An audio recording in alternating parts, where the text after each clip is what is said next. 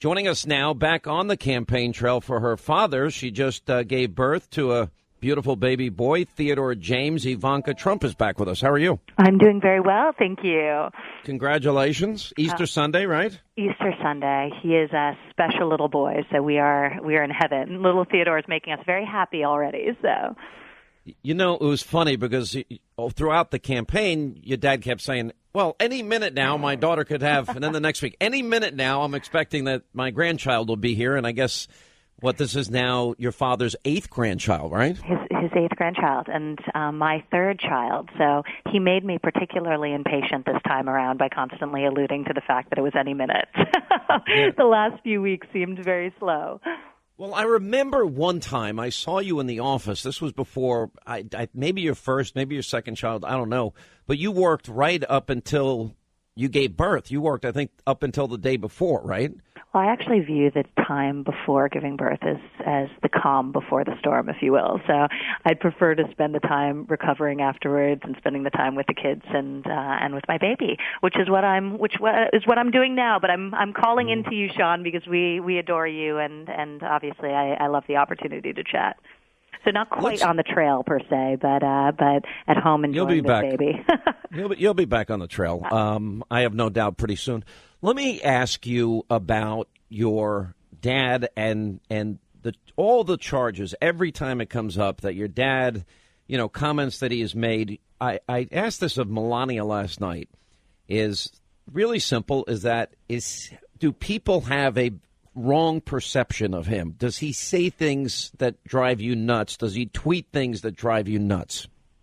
Well, he's my father, so of course, right? That's what parents do. So I remember, especially in my teenage years, that was particularly true or thought by me. But no, I think he's incredibly blunt.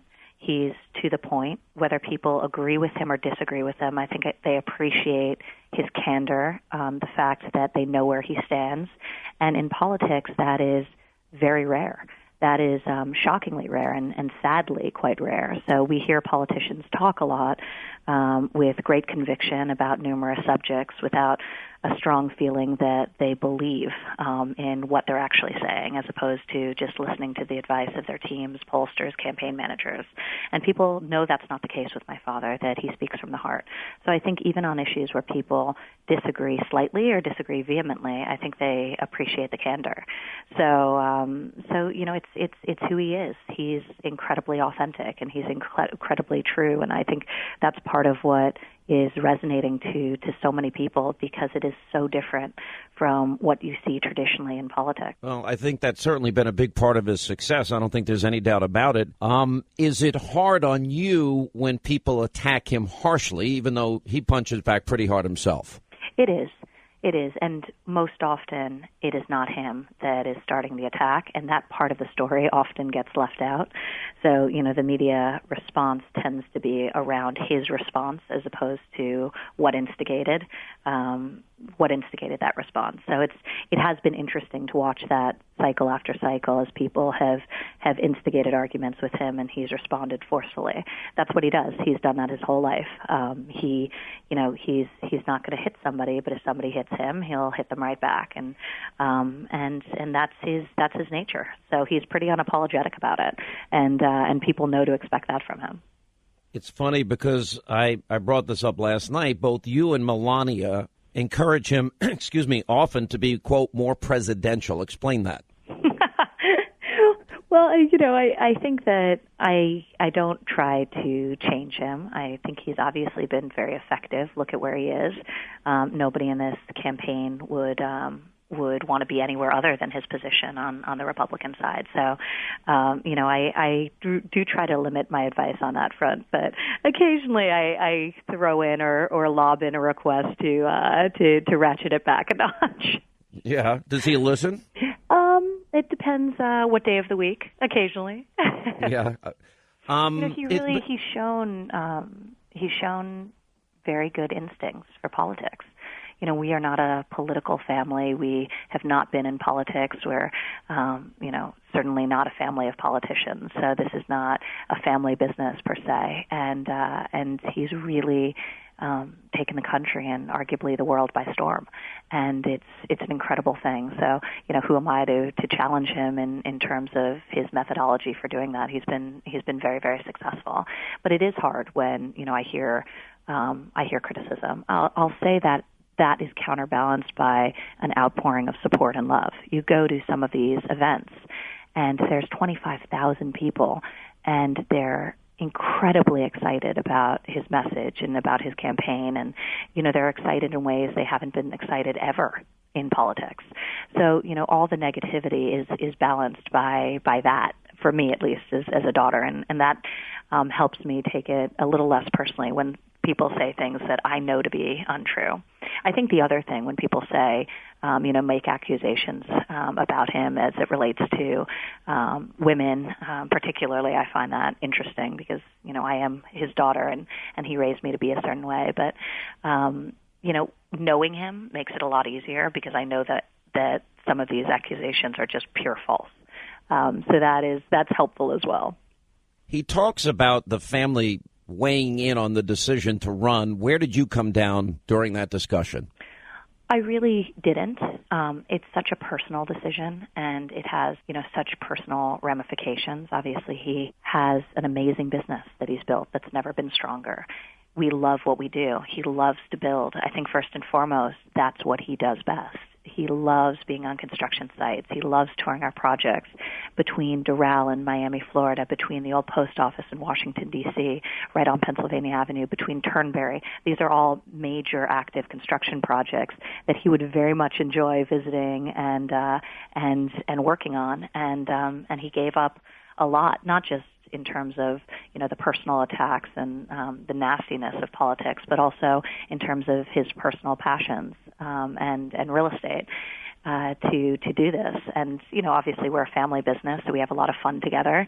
So for us, on a personal level, it's, I wish that we could be working alongside of him every day, but ultimately he's doing something that he feels is much more important, and it's quite selfless to run for politics and to run for an office of this caliber, especially if you're not a politician. Where it isn't the logical next step, but something quite far afield. Is there a side of him that the public doesn't see that you wish they did see? Well, it's hard for me to know exactly what the public sees. I'm too sort of biased by my own experience of him, but I think he is incredibly funny and charismatic, and I do think that shines through. And he's an incredibly authentic person, which certainly does. He says what he means, and he means what he says. He's incredibly loyal. That's something that's been just a real sort of truth of his for as long as I've known him, both as a child observing him and how he interacted with his friends and family, and then more recently over the last decade at the Trump Organization, seeing how he supports his executives and the tens of thousands of employees who work for him. So he's incredibly loyal, and he's a great leader in that he gives great guidance. He sets aggressive goals for the business and has a very clear and well-articulated vision, but he allows people to help him accomplish those goals. Some leaders are actually quite bad. They're bad at managing people. They stifle people. He doesn't. He actually brings out the best in people. And, one of the things I think is so remarkable, especially now, is I'm working and building this business at Trump and my own business as well. I have a personal brand of apparel and accessories as well, which has been growing quite quickly as a business. It's very hard to really inspire people as a leader, and he does that so well and so seemingly easily. And I think that's why he's able to accomplish such big goals. I've interviewed both Don Jr. and Eric, your brothers, and I always ask them stories about, okay, tell me the time that your dad kind of cracked the whip and came down hard on you. Donald Jr. tells a great story where his father came home from work and he was fairly young, and your dad asked him to get a Diet Coke, and he wasn't inclined to do so. And he tells a story about how your dad cracked down pretty hard. Do you have any of those stories? Oh, I was Dad's little girl. Of course not. I never got into trouble, Sean. Oh, so you're just like my family. Every time I got in trouble with my sisters, blamed one of my brothers. and it probably worked every time, right? It did work quite often. It did work. I still harbor some guilt about it. I think there was an incident with a beach ball in a house that may or may not, my older brother Don may or may not have taken the rap for. Wow. You know, it's funny, when I do go over to Trump Towers, and this is long before your father ever got involved in politics, I mean, he always made it a point to walk me over to your office to say hi, and you were always gracious, and Don Jr. and say hi, and Eric and say hi. And it's amazing what a close-knit family you have always been. And I think whether you like your father or not, whether you're going to vote for your father or not, I mean, there's something to be said about how close this family is. And, you know, a lot of kids that grow up with means or money or privilege, if you will, of any kind, they don't have the same kind of work ethic. Yeah, and in the case a lot of them end up strangely hating or resenting or feeling stifled by their parents. You know, I think my parents, and especially now, look, I have a little baby at home and I have two young toddlers, and I think I appreciate all the more now how hard it is to be a parent and respect the job that my parents did much more than I did certainly, you know, even a decade ago. So it really is amazing. My brothers and I all work in the family business. We work alongside of him. We're having a lot of fun here. I think because we're in the business, it's made it easier for him to take the leap and to leave, because he has confidence in us and you know, to continue the business forward. He obviously feels a tremendous sense of loyalty and duty to all the employees. So, you know, he wouldn't just leave without a plan in place. But, you know, I think it also makes it harder because he enjoys working with his children, and now we're grown up. So he has two that are younger that aren't in the business yet, at least. But we do have a great time together. So, you know, we all have different strengths, and we're all very vocal in our opinions, and I think, you know, both agreements and disagreements ultimately make us better in terms of working together. Yeah. You know, if I had one message that when I talk to people that either call my radio show, write me on Twitter, Facebook, or wherever they happen to contact me or run into, probably the most common refrain I get: can't you tell Donald Trump not to tweet late at night? Do you ever tell your dad something like that? Confiscate the phone. Melania would. I think somebody needs to. Yeah, right. You know, it is amazing though, because social media is so powerful. And it's been and played such an amazing role in this campaign. I mean, when you think about that, he has close to 7 million followers on Twitter, another 7 million followers on Facebook, Instagram, and he uses all these channels to communicate directly. It's really been so unique to this cycle. I mean, you saw it the last one, but not at the level of how it's impacting. You know, your dad had a good line about this. He says, it's like I own the New York Times without all the losses. It's a pretty good way to put it. I heard that, and I saw him last night on your town hall, which was excellent, and Melania was amazing as always. So it was great to watch.